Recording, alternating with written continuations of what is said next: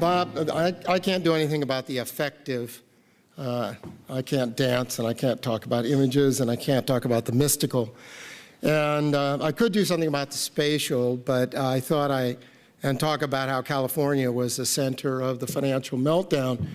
But Bob said, well, why don't you do something, we need a little material, tangible materiality here to go along with these other speakers, which seemed very boring, so I fooled him, and I decided to do actually a rethinking of Marxist theory of money and capital.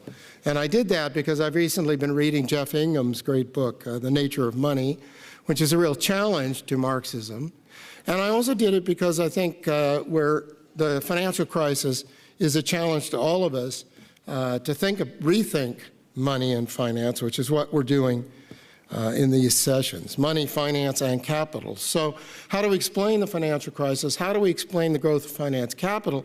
I don't think we can do either of those very well in Marxism as it stands.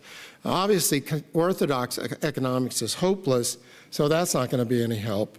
But you'd think Marxism could help us, but I'm afraid it's less useful than we'd like, certainly than I'd like as an old Marxist. So we need to rethink it. So I'm going to do 10 propositions on money, and actually I'm going to cheat because I snuck in an extra one, but money is self-expanding, so are my propositions. And the first bunch are about the nature of money. Well, I can't see anything. Are on the nature of money and its relative autonomy and self-expansion. Then I have a number of propositions about money and capital and how money mobilizes capital and capital mobilizes money. And then I'll have some propositions about capitalist money and the self-expansion of the circuit of M prime. And then I'll finish with a couple of comments about finance capital and finance capitalism. So money in the economy, first proposition.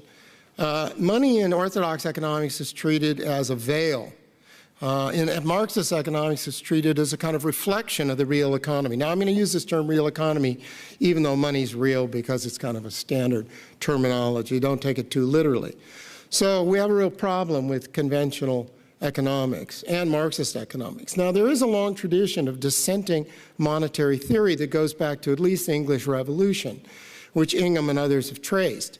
And in our time, mostly reappears with Keynes and his discussion of the power of money to stimulate the economy and to lead capitalist investment. And that tradition continues with Minsky, who's been revived, who was in obscurity for years, but now is everybody's hero because he did talk about the autonomy of the financial and the very strong possibility of financial crises. And Minsky was actually a PhD at Berkeley, so I guess we can lay some claim there. So what I want to do is kind of marry this sort of theory of the autonomy of money, that sort of post-Keynesian dissenting theory, with a Marxist theory, and to really have a certain dance of money in the economy, or a dialectic of money in the economy, to sound boringly Marxist. Now, this isn't quite Randy's kind of dance, because I can't do that, but I think intellectually there is a very interesting dance. It may be as interesting as Randy's discussion of dance. And it's very hard to get our head around it. So I wish I had Randy's mind. Anyway, we have to mind the gap between money and economy, but we also have to see that they're interwoven. Okay, so what is money? I mean, money is a real thing. And money has a certain existence apart from simple production and circulation of commodities. Money is not just currency, however. Currency is a very small part of total money. In fact, is less than 1% in the modern economy. So we tend to think of money as this very real and tangible thing, but it's not. It's actually a very intangible, abstract or virtual thing. Most of it is on account books, which is why we get Paulo to tell us about the world of accounting, which is a mystical world. And it's money of account. And money, the history of money shows money to have been a money of account going back to early Mesopotamia. And it still is a money of account before it's currency. It doesn't work the other way around. It wasn't dug up as gold and silver, and then we figured out how to abstract from that. And that, unfortunately, is the kind of the just so stories of Adam Smith and the bourgeois economists say, well, we were trucking and bartering, and we needed something to do it with, so we invented money. And that's not right. And Marx's view, and the view of a lot of conventional hard money theory, is, well, you dug it up out of the ground, it became a commodity, and then it circulated, and then we abstracted. It was just one commodity amongst many. It was conveniently turned into money. But that's not true. Money of account has existed for hundreds and even thousands of years. It's an abstraction. It's a real abstraction, as Marx would say, and therefore it is real, but it is virtual. And money, of course, depends on, historically on the power of the state. It still depends on the power of the state fundamentally, but there's also a power of money. Money has a certain sovereignty, as Ingham says, especially modern money, which is not reducible simply to the power of the state, but actually rests on the power of the economy, which I'll come to. Now, money is created. It's not dug up out of the ground. It's created, new money is created all the time through credit. And so money arises as a promise to pay. And so money is both in the present and in the future. So futurism is already present in the very creation of money. And this is true whether it's state money and arises through the national debt, or it's private money or bank money. And banks create money all the time by making loans, by giving you a checkbook, by giving you a credit card. And in fact, credit cards and checks are the main form of money that we all use, although that just begins to scratch the surface of the total quantity of money out there. So money arises, and modern money arises alongside the development of the modern economy, but it has a separate history of the development of credit, merchant credit, bills of exchange, early banks in the Italian city-states, the development of banking exchanges in Holland and in London and so on. And it's a very interesting history and one that we have to take seriously. Now today, money, of course, has this vast existence that most of us are not even aware of. It is created in any number of ways. The Federal Reserve and the Treasury try to measure money, and they have all these numbers they give it. There's M1, M2, M3, through, it goes at least to M10. I think it goes up sometimes to M13. And during the monetarist phase in the 1980s, they really tried to pin this down. But it turns out you can't pin it down, that there is a sort of an essential elasticity of money, a kind of essential limitlessness of money, which is captured by these increasingly abstract notions of what the total money in existence is. And of course, there are struggles over the quantity of money. There are struggles between bankers, between creditors and debtors historically over how much money is out there. And the debasement of the currency or the illegalization of counterfeiting are all battles over the quantity of money. When the populace wanted free silver, they wanted more money, and the bankers wanted less money, and so on. So there's a class struggle over the very existence and creation and quantity of money. But now, this so far is a story that's drawn from the sort of dissenting tradition of money, autonomy of money. But I want to talk about the relation of money to capital and the money to the modern economy. So money rises along with the modern economy, and the amount of money and the regularity of money increases with the rise of the modern economy and with the general production and circulation of commodities. As Marx says, circulation sweats money from every pore. So circulation requires money as a means of exchange, as a measure of value, as a store of value, and so on. And money starts to really step forward in the early modern period and become a different kind of force, a much more regularized force than ancient money. And of course, plays an essential role in all modern economies. Now, where does that power of money come from? Is it just a functionality of the circulation of commodities? And I would argue that here we need value theory. And this is what the Keynesians and the dissenters continually deny. That the circulation, modern production circulation of commodities actually gives rise to the necessary abstract measurement of value. And that all classical political economists agreed to this. This isn't just Marx. This is all of them, right through Adam Smith, who realized you needed some kind of objective theory of value, that value is produced and it then is measured in the market. And of course, they chose labor value, which was a totally reasonable assumption in a world of small commodity production. Halfway. Small commodity production in the 17th, 18th century is basically labor production. Now, the whole thing gets much more complicated with the rise of modern industry, and by the time Marx writes about it, it's become so convoluted, it's like Ptolemaic wheels within wheels, which are very good predictors of the movement of the planets, but the theory is still wrong. But I won't go into that. But what we get is a kind of dance of the real abstractions, as Marx calls value is a real abstraction. Money is also a real abstraction, and in a sense, the real abstraction of value transmits to modern money its force. The force of the production and circulation of commodities.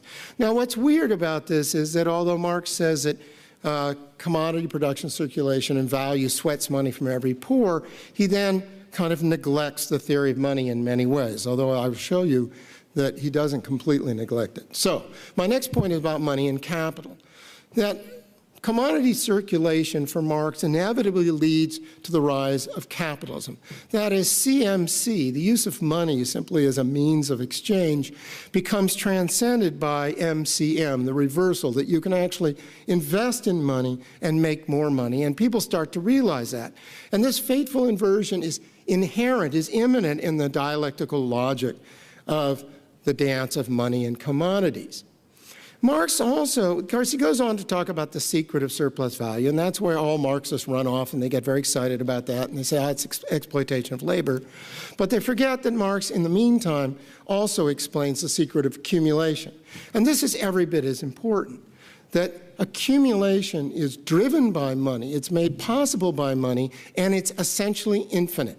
Long before Marx ever talks about competition as a driver of accumulation, he talks about how accumulation, modern accumulation, is inherently infinite. And it leads capitalists to always want to pursue the spiral of accumulation because money is this infinite measure of wealth. And if you can get your hands on money, there is no limit to how much you can get. So that's a key insight. And Marx then also goes on with his key insight that capital then comes to be the center of the universe of the modern economy. And this is an insight which, of course, is completely lacking in orthodox or even Keynesian economics, that capital is the moving force, and capital accumulation is the moving force that makes everything dance. But where's the money? After the beginning of Volume 1 and the secret of surplus value, money kind of drops away. In Volume 2, when Marx talks about the circuits of capital, he hardly talks about money. And he only comes back in Volume 3 to talk about money making and money as a share of the total surplus value. But he gets himself in a lot of knots in Volume 3 because it seems that it's actually more than that. But there we have to follow Marx this time into the secret abode of money making by money. Now in Marxism, you notice I have 5.5 here because I'm lying. How am I doing on time? You have 5 minutes. Okay. Oh, okay. I'm fine. Super. That Marx talks briefly in the beginning of Capital about the short circuit of the circuit of capital. Instead of going M, C, P, C, M prime, you just go M, M prime. And all Marxists have sneered at this and said, just shows you, those dirty financiers who just try to make money out of money, and they don't take it very seriously, this idea of money breeding money. But if we take money as a world that has some existence apart from capital, then money breeding money, we've already seen, happens all the time. Money is bred all the time through the creation of credit. So is this an aberration, or is it actually the norm that finance, capital, and money would try to breed money? What's more is that money and the financial capital learns from capital, you might say, or takes up the banner of capital. Because capital teaches the owners of the means of production and the owners of money the fantastic possibilities of the secret of surplus value, that you can make your capital expand. So why wouldn't the money capitalists pursue that too? Why wouldn't they seek to exploit surplus value? Why wouldn't they seek self-expansion of money? And of course, their self-interest, tells them to do that. And it's interesting, the whole pantheon of Marxist theorists. I remember reading as a young sprout, reading Paul Sweezy and Harry Magdoff, who were the only ones I could find who said, you know, financiers have a direct interest in expanding the financial world. And we better take that seriously. And indeed we should.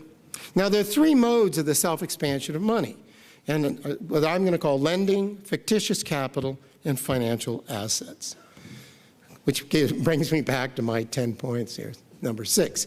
So first of all, money and exploitation. Money exploits. Money has the power to suck out surplus value, to take its cut of the surplus, as Marx realizes in Volume 3, discussed in Volume 3. And that, of course, that surplus can come from labor, it can come from capitalists, it can come from small farmers, it can come from any point in the compass of the real economy. Now, there's two basic elemental forms of exploitive power of money. One is lending and getting interest, which is very ancient. That's not modern at all, but becomes, of course, very systematic in the modern economy. And then, of course, what we also see is servicing. You know, banks service your money, and they charge you all kinds of fees, which is basically taking money out of your pocket, although they'll say, well, you know, it costs us a lot to run those ATMs, but you know it's not true. And, of course, the question is, once you talk about the rate of interest, like the rate of wages and the rate of profit, is what determines that? And of course, orthodox economics says, well, supply and demand. And even Marx at times sort of says, well, yeah, interest is set in supply and demand, but that goes against everything else Marx teaches, which is where equal rights collide, force decides, and interest rates, fees are always up for grabs. There is no predetermined natural rate of interest or equilibrium rate of interest. It's the struggle over how much you can pull out of people's pockets. And this is true for rent, by the way, but I won't go off on rent theory, and profit of enterprise. What about credit and capital? Now, capital investment is a funny thing. It's always both, you know, you're laying out of money, but it's always speculative. It's always a gamble on the future. This isn't just something invented by derivatives. We've always been, capitalist economy is inherently a risk economy and a futurist economy, which has only been amplified by the derivatives and so on. David Harvey points this out very nicely in his book, The Limits of Capital. He also talks about a concept of fictitious capital. That is, by borrowing, capitalists can expand the amount of capital and literally create the future. They invest in the future, and by investing in the future, they make it present. They make it happen. In that sense, capitalists are always futurists. Or Randy was saying, you know, we create value before it's time, or the value is imminent. That's exactly right. That's what capitalism is doing all the time. And by using credit, it can accelerate. I mean, capitalism itself accelerates the rush to the future. But with credit provided by money, by the money capitalist, it accelerates all that. Now, Harvey then goes back and says, well, this is fictitious capital, which is kind of a nice concept, except that it makes it sound as if money isn't real, that the money that was lent isn't real, but that is real money. As soon as you create money and credit, it's real money. So I think we got to, again, keep the tension of the real and the fictive here. And credit money, because credit money accelerates accumulation, what finance capital is doing now, it's not just passive interest or just kind of interest today. It's actually helping to create the future and taking a cut from capital's ability to accelerate accumulation.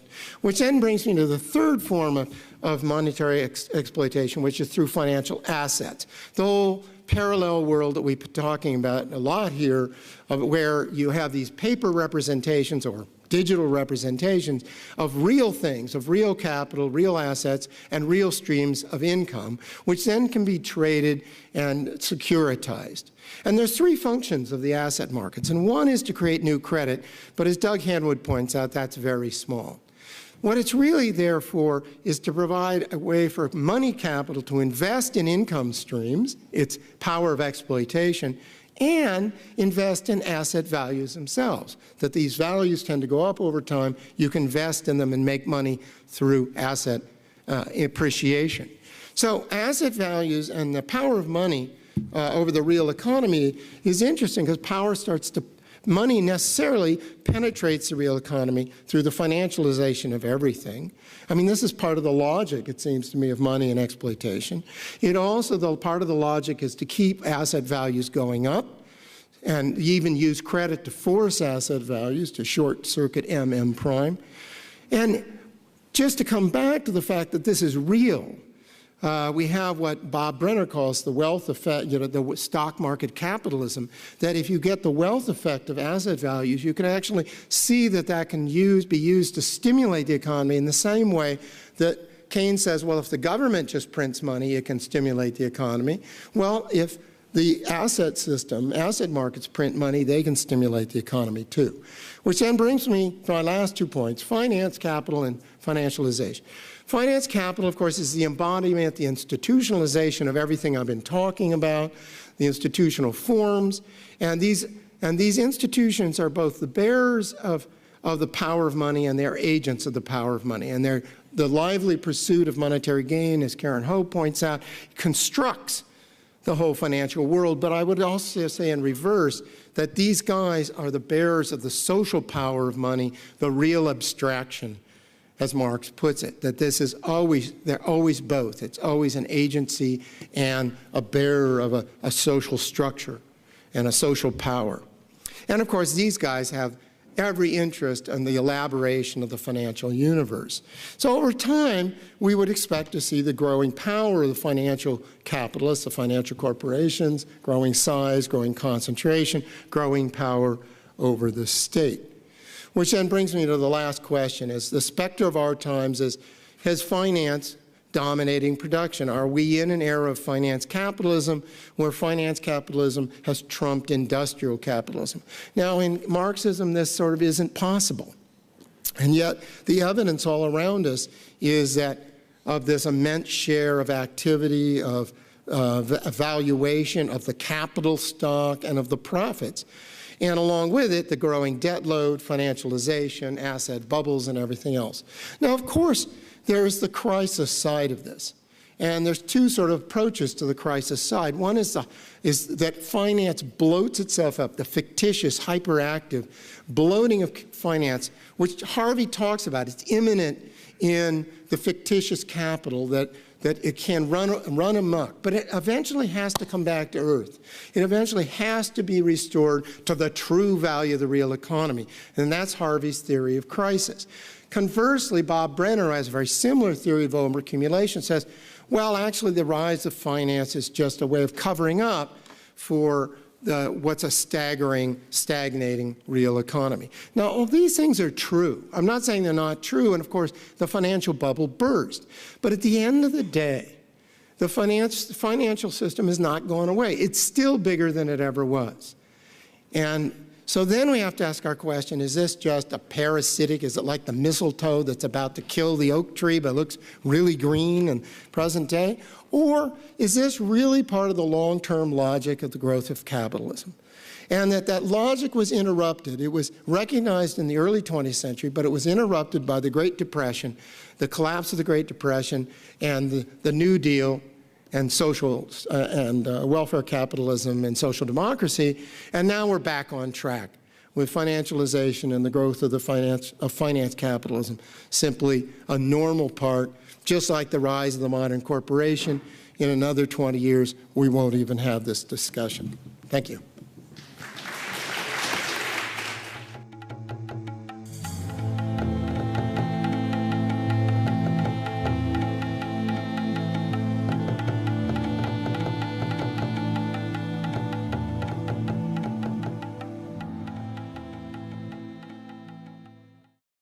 Hopeless, so that's not going to be any help. But you'd think Marxism could help us, but I'm afraid it's less useful than we'd like, certainly than I'd like as an old Marxist. So we need to rethink it. So I'm going to do 10 propositions on money, and actually I'm going to cheat because I snuck in an extra one, but you know, money is self-expanding, so are my propositions. And the first bunch are about the nature of money. Well, I can't see anything. Are on the nature of money and its relative autonomy and self-expansion. Then I have a number of propositions about money and capital, and how money mobilizes capital and capital mobilizes money. And then I'll have some propositions about capitalist money, which seemed very boring, so I fooled him, and I decided to do actually a rethinking of Marxist theory of money and capital. And I did that because I've recently been reading Jeff Ingham's great book, The Nature of Money, which is a real challenge to Marxism. And I also did it because I think where the financial crisis is a challenge to all of us to rethink money and finance, which is what we're doing in these sessions, money, finance, and capital. So how do we explain the financial crisis? How do we explain the growth of finance capital? I don't think we can do either of those very well in Marxism as it stands. Obviously, orthodox economics is the self-expansion of the circuit of M prime, and then I'll finish with a couple of comments about finance capital and finance capitalism. So money in the economy, first proposition. Money in orthodox economics is treated as a veil. In Marxist economics, it's treated as a kind of reflection of the real economy. Now, I'm going to use this term real economy, even though money's real, because it's kind of a standard terminology. Don't take it too literally. So we have a real problem with conventional economics and Marxist economics. Now, there is a long tradition of dissenting monetary theory that goes back to at least the English Revolution, which Ingham and others have traced.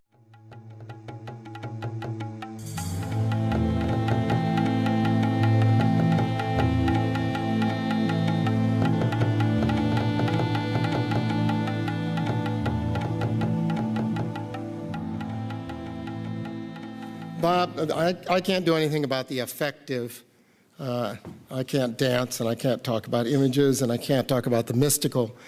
And I could do something about the spatial, but I thought and talk about how California was the center of the financial meltdown. But Bob said, well, why don't you do something, we need a little material, tangible materiality here to go along with these other speakers. And in our time, mostly reappears with Keynes and his discussion of the power of money to stimulate the economy and to lead capitalist investment. And that tradition continues with Minsky, who's been revived, who was in obscurity for years, but now is everybody's hero because he did talk about the autonomy of the financial and the very strong possibility of financial crises. And Minsky was actually a PhD at Berkeley, so I guess we can lay some claim there. So what I want to do is kind of marry this sort of theory of the autonomy of money, the sort of post-Keynesian dissenting theory,